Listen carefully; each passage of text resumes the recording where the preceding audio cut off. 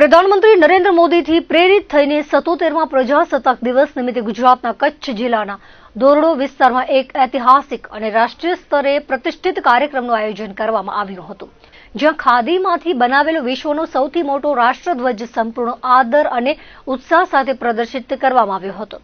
આ પ્રસંગે ગ્રામોદ્યોગ વિકાસ યોજના હેઠળ ગુજરાતના કારીગરોને મશીનો અને ટૂલ કીટનું વિતરણ પણ કરવામાં આવ્યું હતું. આ કાર્યક્રમમાં ખાદી અને ગ્રામોદ્યોગ આયોગના અધ્યક્ષ મનોજકુમાર મુખ્ય મહેમાન તરીકે હાજર રહ્યા હતા. આ પ્રસંગે ભારતીય સેના અને સરહદ સુરક્ષા દળના સૈનિકો દ્વારા વિશાળ ધ્વજને સલામી આપવામાં આવી હતી.